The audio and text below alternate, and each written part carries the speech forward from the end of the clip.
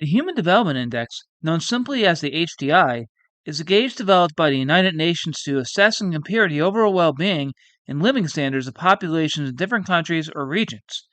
Although certain nations are extremely high and others are low, distinct disparities occur within individual nations. Why, though? Let's explore it.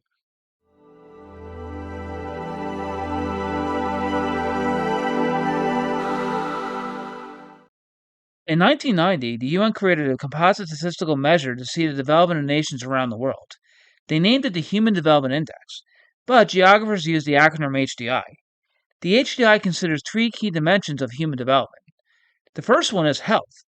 This dimension is represented by life expectancy at birth, which serves as a proxy for overall health and longevity of the population. It reflects the availability and quality of healthcare services, nutrition, and sanitation. The second dimension is education. The education dimension is assessed using two indicators. The first one is the mean years of schooling, which is the average number of years of education received by people aged 25 and older. The second indicator is the expected years of schooling. This is the number of years of education a child entering school at a specific age can expect to receive, given current enrollment rates. The third dimension is the standard of living. This dimension is measured by the gross national income per capita, adjusted for purchasing power parity to account for the differences in the cost of living and inflation rates between countries. The gross national income per capita reflects the economic well-being and standard of living of the population. The dimensions above are averaged out together, and then a number between 0 and 1 is chosen as the average HDI, 0 being the lowest human development and 1 being the highest. As of 2022, Switzerland has the highest HDI at 0.962, and South Sudan has the lowest HDI at 0.385. Keep in mind, though, that these are averages within a nation. With our high levels of inequality, HDIs between regions can be very pronounced. In this episode, we're going to review 5 nations around the world where there are stark variations in HDI levels between regions. We'll find out why, and towards the end of the video, we'll see if there's anything that can be done to equalize HDIs within nations. Before we begin, make sure you subscribe to my channel, Our World, Our Planet, Our Home, if you enjoy learning about geography and earth science. Let's get started. First area of focus is 2 nations, but before 1993 it was 1. It's the Czech Republic and Slovakia, formerly Czechoslovakia. During the Cold War, Czechoslovakia was an Eastern Bloc nation. In 1990, the Cold War ended, and 3 years later, the nation split amicably into 2 separate nations. The split was regarding different visions for the future, geopolitical differences, and nationalism and identity. Since then, both the Czech Republic and Slovakia are highly developed nations, but regionally within both, there are human development disparities. The Prague region and Bratislava region, both regions where the capital cities are, have human development indexes of 0.960 and 0.944, comparable to the averages of nations such as Switzerland and Germany.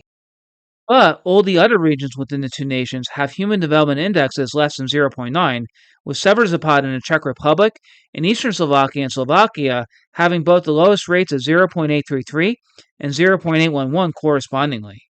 The major reasons for disparities is that the capital regions of both nations have strong economies, advanced educational services, and a denser population. The other regions are more rural and agrarian, and generally areas without industrialization have lower economic outputs.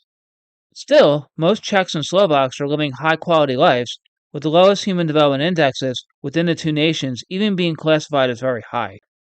Next, let's head to North America to the country of Mexico. Mexico is transitioning from Stage 3 to Stage 4 on the demographic transition.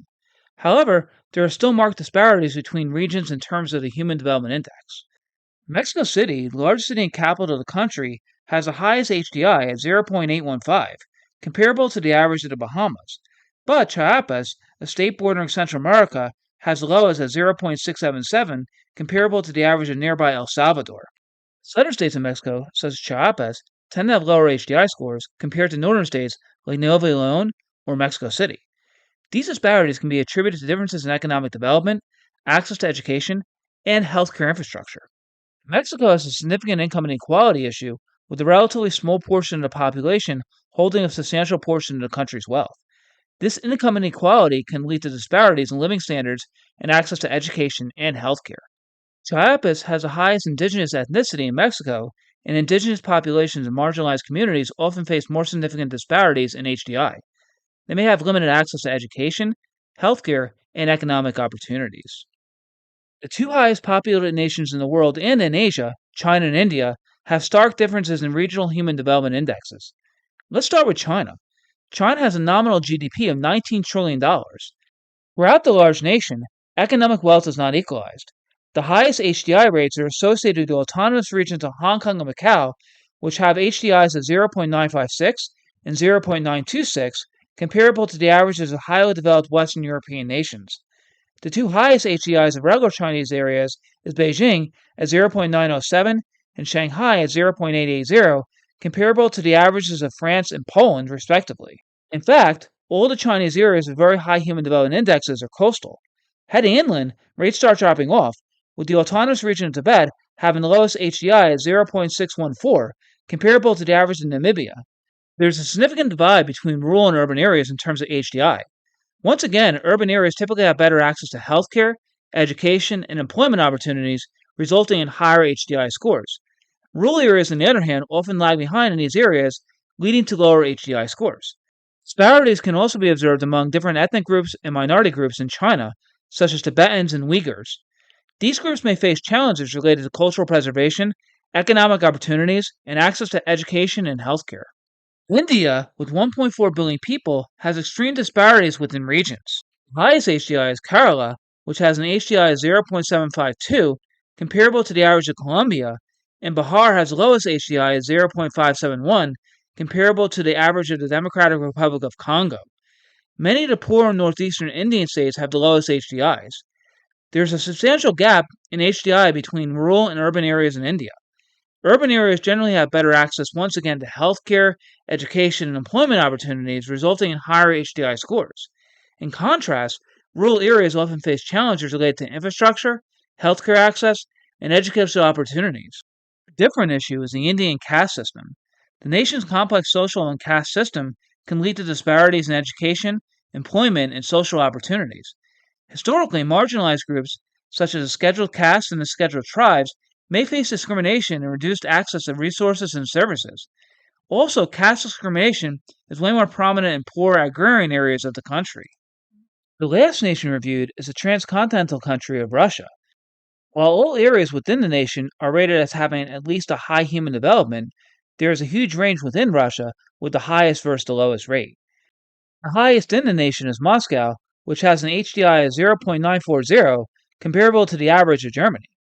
St. Petersburg has a 0.918 HDI, and many other regions have HDIs on the higher side of the 0.8s. But the three lowest regions are below 0.8, with Tuva within southern Siberia and bordering Mongolia having an HDI of 0.787, comparable to the average of Sri Lanka. One physical reason is the immense size of Russia, which is the largest nation. Obviously, the largest of the nation, coupled with the harsh climates in Russia, may deter development within certain regions. There is a noticeable divide between urban and rural areas in Russia. Urban areas, especially closer to densely populated Europe, tend to have better access to education, healthcare, and higher paying jobs, resulting in higher HDI scores compared to rural areas. Rural regions may face challenges such as limited access to quality healthcare and education facilities. And another current event that may affect HDIs for the whole nation is the Russia-Ukrainian war. Economic sanctions have been imposed on the nation, and this adversely causes lower GDPs, which would also negatively impact HDI rates. In turn, the lowest HDI regions may become even lower. So, what can nations do with large regional disparities to equalize the rates? First, education is extremely important, so nationally nations can invest in that.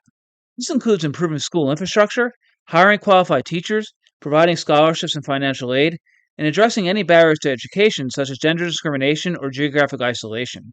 Secondly, good healthcare is a keystone to a highly developed society. This can be achieved through expanding healthcare infrastructure, subsidizing healthcare costs for low-income individuals, and implementing preventive healthcare programs. Another solution is to invest in infrastructural projects. In nations such as the Czech Republic and Slovakia, it's easier since both nations are compact. But in a nation like Russia, it's a tedious task. Much of the population lives in the western part of the nation, and the physical geography impedes constructing advanced infrastructural projects eastward. In China, it's the same issue with remote western China. And another issue that needs to be addressed is political fraud. Other than the Czech Republic and Slovakia, Mexico, China, India, and Russia have high levels of internal corruption. Corruption can definitely slow down progress in a nation and hit poorer and less developed areas even harder. Human development indexes will constantly change, especially when nations go through economic and political shifts. Some nations will increase their rates, while others may stay stable or decrease. Nevertheless, the HDI is a great gauge to see how developed or underdeveloped a country is. If you would like to leave your opinion about human development indexes, please do so in the comment section below. Thank you so much again for watching this week's episode. Be sure to like this video and subscribe to my channel, Our World, Our Planet, Our Home. Until next time!